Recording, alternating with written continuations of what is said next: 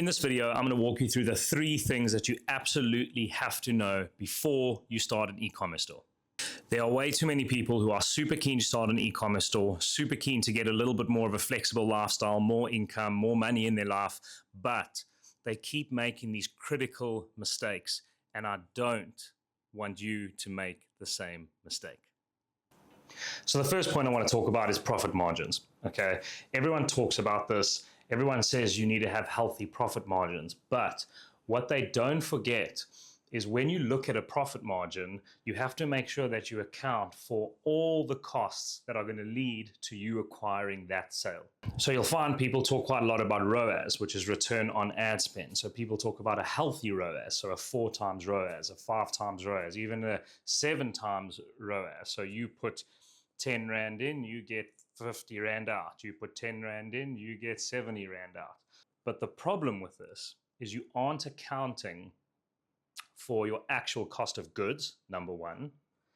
And number two, you aren't accounting for the amount of money you spent on those platforms, whether it be YouTube, Google, Facebook, Instagram, to acquire that customer. The problem is that when you start accounting for all those small little details, like what it cost you to acquire the customer on Facebook or Instagram, what are your cost of goods? Do you have any other costs attached to running the business? Software costs, payment merchant fees. There are so many small details that come into it that suddenly you feel like you put 10 Rand in, you get 100 Rand out, suddenly you're smiling. But then you get to the end of the month and there's no money in the bank account. So I hope you understand that when you look at all those small details and you start to add them up and there's no money in the bank account, you realize that your actual profit margins are just simply not high enough. So you're running this thing, you're putting all your effort in, your time, your money, and you're getting nothing back for it. Kind of defeats the point. But I would try and make as much profit as I possibly can while obviously still making sales. The second point is going to be around returning customers. So recurring customers that keep on buying either every month or once every 2 months, once every 3 months. The reason this is so important is because it's going to cost you money to acquire a new customer. Unless that comes from somewhat of a referral, which I guess you can start putting the numbers together that the person who referred you, you paid for them, so you're kind of somehow paying for the other person.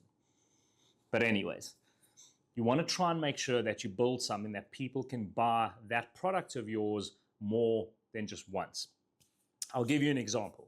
So I bought a product a few months ago. It's solar lights. I've got them hanging up outside in my home, and it's a really, really cool product, but I'm only really going to buy those once, okay? The globes last years, supposedly. I hope so. But the point I'm making is that I'm probably only going to buy that product once.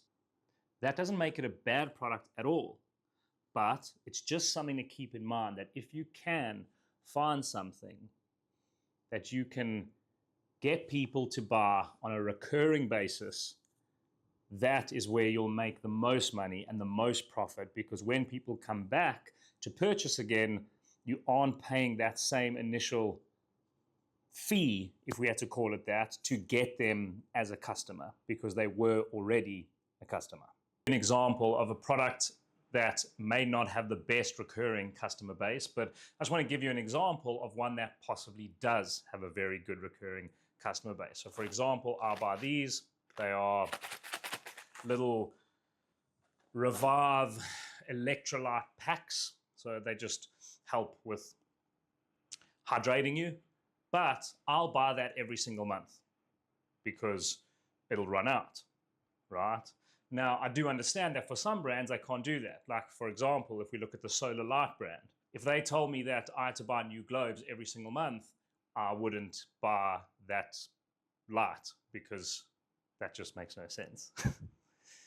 So I hope you understand what I mean here, is that if you can get a product that's recurring and that people will need to buy once a month, once every 2 months, once every 3 months, that compounds and that is where you'll make the most money over the short term and the long term.